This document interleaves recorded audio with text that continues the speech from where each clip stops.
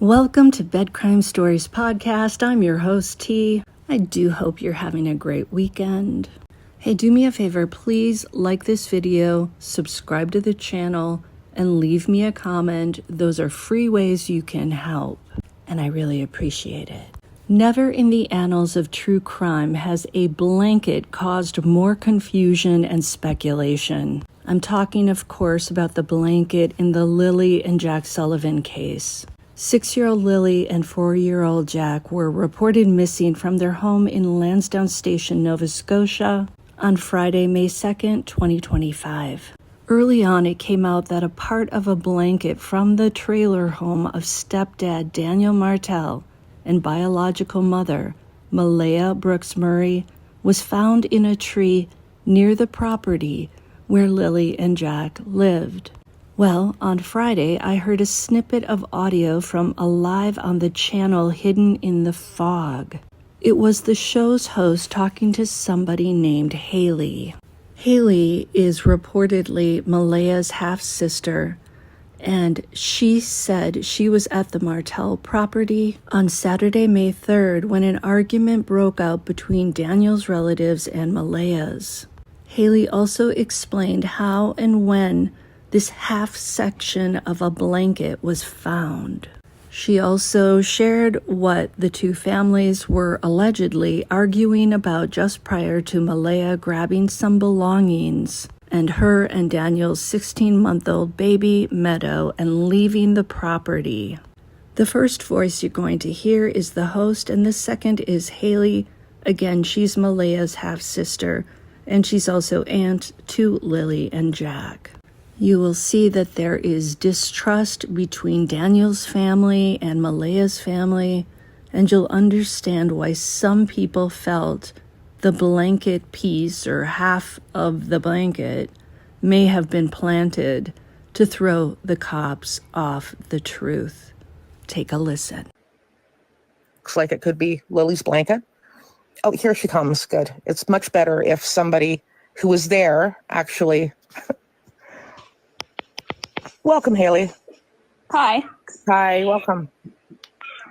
Yeah, so just touching on the subject of the blanket, I've kept pretty quiet. I have a son of my own right. Lily and Jack are my niece and nephew. But yeah, the subject of the blanket, it was found on a tree branch on Lansdowne Station Road in the evening of day one. Okay. It was used, or the other part of the blanket was used for a window or a door at the home, and it was thrown out. And this one just ended up on a tree, I guess. But yeah. Interesting. And so you guys, I understand one of you took a photograph of the blanket and took it back to Malaya for identification? Yes, Hayden and I did, yeah. Okay. And then she said, yeah, it is. And so you called the police who went and, I guess, collected it? Yeah, no, the police were already down searching that area, but it was in such an open spot that cops were already down there and it wasn't seen earlier on. So it's just all a little mysterious, you know? Interesting. Okay. Yeah. So was search and rescue in that area? I don't believe on day one, right down there right away. So I was there from the get-go of when everything started. Mm-hmm. But yeah, so I don't know how it was missed because it was right on like the start of like a logging road or ATV trail right by the main Lansdowne Station Road, the dirt road. But yeah. Okay. All right. And the other half, right, was found in the garbage. I believe so. I wasn't back at the house for that to know that, but that's what I'm hearing. Yeah, that's what Logan said. And yeah, so. Which is really peculiar, right? Like how, if the blanket was put in the garbage, how did it get out of the garbage and half of it get into a tree, right? And I mean, quite a ways down the road, like down the paved road from where they lived, up a dirt road, a good at least a mile or two. So yeah. Wow. Yeah, that's a head scratcher for anybody, right? Yeah. Kat is asking, how are you and how is Malaya doing? Things are, well, you know, everything's touch and go. The subject is very touchy for family. Malaya's trying to live somewhat of a normal life. She shouldn't be expected to sit in the house and be miserable. She can have a life too, right? She just, we don't know what happened. I only know from what I was told. I obviously wasn't there when the kids went missing, but she deserves to not be ridiculed as well, right? Yep. So yep. I'm not sticking up for anybody in this situation. I know as much as everybody else about what had happened. with the children, right? So yeah. I mean, it's a tragedy. And I think that what adds to it is the time that has gone on, right? That just simply adds to the stress. I mean, if the police would could figure out what happened, and Lilly and Jack could be found, it would give people a sense of at least everybody would know what happened, right? Well, yeah, it's to the point where it's 2 months too long. As family, like we're hurting over this. Like it's a lot. And I mean, there's been a lot of things going around that's very much misinformation. Like people are just wild in the Facebook groups. I've stayed quiet. Thank you, Haley. Thank you. Like I'm in them, but I stay quiet because I have a son at home that I still need to keep life normal for him, right? But people are starting to figure out who I am, how I'm connected. So I figured, I would give my peace of mind and what I know because people are starting to message and ask. But, I do just want to touch on a subject though. Absolutely. The family altercation that happened in the driveway. I was there for that. So there's a big piece that Logan has left out and I'm ready to share that because we all know and have not said anything, but it's a very crucial point that they seem to be skipping over. So this was just before the briefing, if I can remember quite right here. We were all in the house and Dan was in the bathroom. And when I say we, I'm talking about my sister-in-law, her sister, Leia's mother, my partner, and we were all in the kitchen. We heard like things rustling around in the bathroom. We're like, what the hell? So my stepmom went and knocked on the door and was like, Dan, what's going on? Are you all right? Anyway, my sister-in-law went in and said she needed to use the bathroom. So he came out and he's kind of like hovering. Haley, sorry, Haley. Sorry, I don't want to interrupt you, but just because my mind's sort of going crazy with trying to figure out and keep people straight. Who is your sister-in-law? So Shelby, Cheryl, okay. Cheryl said I was her sister-in-law. It's like confusing, but Shelby's with my brother. She's my sister-in-law, and Cheryl is Shelby's sister. So okay, yeah. All right, okay. Just to get it straight as to who we're talking about, so that people in chat sort of know. Anyway, go ahead. So like he was wrestling some things around in the bathroom, and we went in to kind of investigate after him. And there was drugs. Drugs was involved, and that's what fueled the family altercation in the driveway. And I'll be the one to say that because I got so freaking mad after this was found out, because then I said to him, that's exactly why you're acting the way you are, running around like a madman, acting like you're doing everything and everybody's just sitting back, like relaxing. Like nobody was running around like a chicken with their head cut off because we weren't on drugs. Do you know what I mean?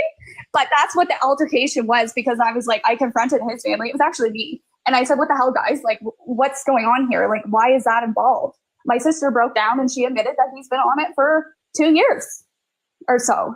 And yeah, so they all got very, very mad when that came about. And they all kind of said, you know what? We already knew that. Well, if you knew that, why the hell is there children in a home with somebody like that? Like, why aren't you protecting the kids that way? Like, do you know what I mean? Okay. Yeah. So that was a big piece that Logan and whoever else, this Darren guy that is related to Malia's side, I mean, he's just spewing a bunch of stuff that's not 100%. Yeah. None of his stuff can be verified. So just remind me, when did this altercation break out? That was on the Saturday, right? Yeah, that was just as Malia was going down to the press conference. Yeah. So Malia broke at the end of the driveway. She was crying and I was like, like, what's going on? And she wouldn't talk. And I looked at her and I said, now's the time to talk. Like, you're fucking talking. Like, what's going on? And she broke down, and that's what it came about, that he was doing that. So that fueled the family fight that there was. And I mean, yes, Janie or whatever her name was did go at Cheryl. Logan was trying to fight everybody in the driveway. They kicked us off the property because we found out something that nobody was supposed to find out, right? Okay. So this was on the Saturday evening. Yeah, just before Malia had left. Malia planned to, the baby was going to go with Logan. There was a lot of give me the baby, I'm taking the baby. And then, you can come too. And it was kind of like, Malia, I spoke to her and I was like, why don't you go with your mom? She wasn't made to go with her mom. As her sister, I could see what was right and what was wrong in that moment. And they were trying to persuade her to stay with the baby. And I told her that she really needs to sit and think what's best for her and the baby at this time. And she ended up going with her mom. And that was willingly. It was nobody talking her in to go. I'm just like, you have a home, you'll be treated right. There'll be food, there'll be love. Like, you know what I mean? So I do gotta jump off. I have some things to do, but I'll catch you later if that's okay. absolutely. Again, note that Haley said the blanket piece that was found was half of a blanket that was used to cover a window or a door inside the trailer. The section of blanket was found on day 1, according to Haley, so that would have been Friday, May 2nd. The blanket had been thrown out and was originally in the garbage, according to stepfather Daniel Martell. Somehow, half of that blanket ended up on a tree near the pipeline trail where the child's boot print was also located. Note that this location, according to Haley, is about 1 to 2 miles away from the Martell property. So Haley and her relatives found the blanket in an open spot where the police had already been. The question is, how did the police miss the blanket in the tree? The second question is, how and when did the piece of the blanket end up in the tree? Was the blanket blown out of the garbage by the wind? Or did somebody put the blanket in the tree? Haley clearly feels like it's odd, and I would say the rest of us do too.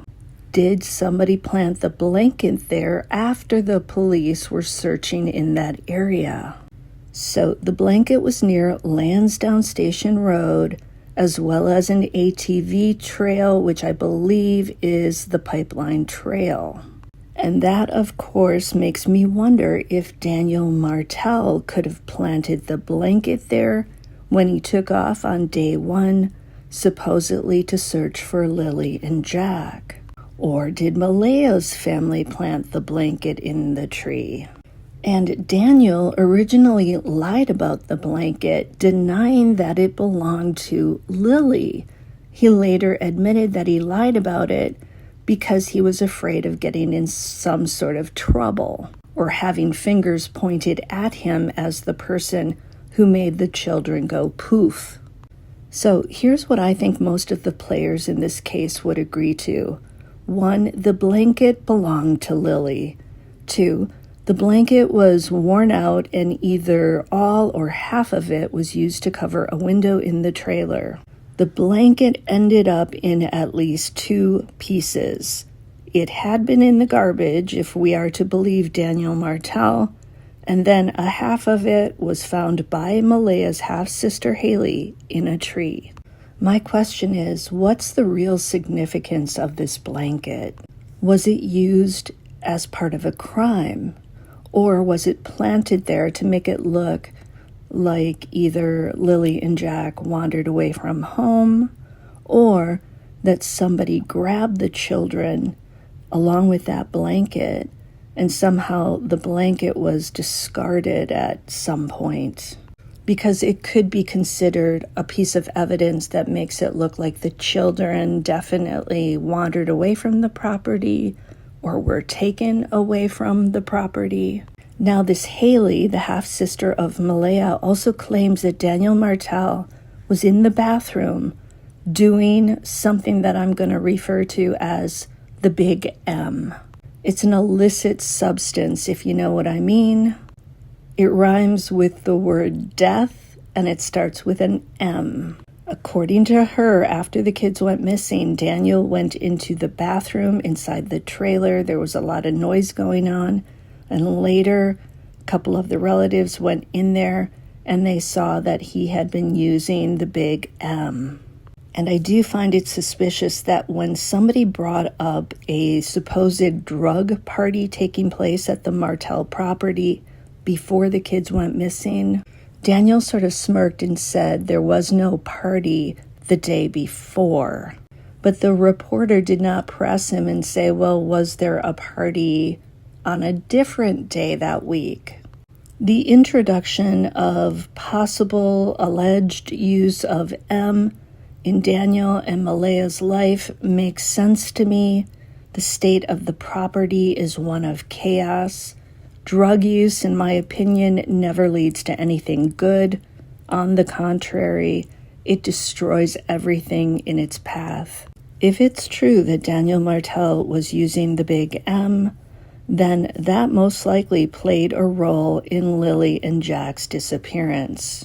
Young kids living in the same home as a M user are at a significantly higher risk of harm, including injury or death. People using M may experience paranoia, hallucinations, and sleep deprivation, making them incapable of caring for and supervising a child. Could this explain why Malaya and Daniel were in bed sleeping late on the morning they reported Lilly and Jack missing? It was a weekday, a Friday. Is it possible Malaya was also partaking of this M stuff? Is that the real reason she called Lilly and Jack in sick to school on Thursday and on Friday? Could she simply not care for the kids in that state? And was Daniel also out of commission because of using M? It's a possibility. Keep in mind that children left unsupervised are at a high risk of accidents, including drowning, falling, and ingesting dangerous substances. Also, if a user of M smokes it in the house, it exposes children to toxic chemicals. Kids can also absorb those toxins through the skin or through inhalation, and this can poison them. Note that the homes of M users are frequently chaotic, cluttered, and unsanitary, with drug utensils, shall we say, within the reach of little kids. And we know children are curious. If nobody's watching them, they can easily get into this dangerous stuff. M use is also linked to increased aggression and violence. Children in those circumstances can easily become victims of abuse by paranoid, unpredictable, and impaired adults. And chronic exposure to M use, stress, and neglect can lead to cognitive delays. We know that somebody reported Lilly and Jack. They filed a report with Child Protective Services. Supposedly it came from the school that they attended, and it had to do with the kids' cognitive delays, which Malaya admitted to in her one interview. She said that they didn't learn things as quickly as the other kids. So I'm wondering, could drug use in the home have been the concern of whoever reported the report to CPS? I don't believe Malaya or Daniel. I don't believe either one of them is telling the truth. I think it's possible they both know what happened to the kids, and I think they both don't want to go to prison. And I think Malaya probably wanted out of that relationship because of Daniel's behavior, his controlling ways, or alleged controlling ways. It's come out that they had an argument maybe when they were in town on Thursday. It's bizarre because they called the kids in sick to school, and yet they were seen as a family out in New Glasgow on Thursday afternoon. If the kids were sick, why were they out running around in town?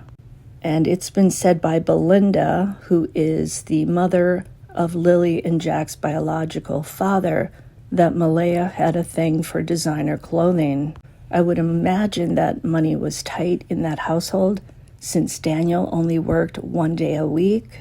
So I can only imagine the arguments that probably went down over money issues.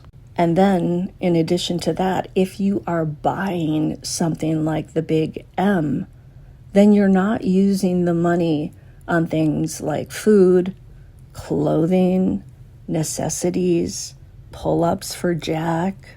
This story about Daniel using M in the bathroom really has me very disturbed, along with the CPS report, along with the fibs that Daniel has been telling, and Malaya's silence.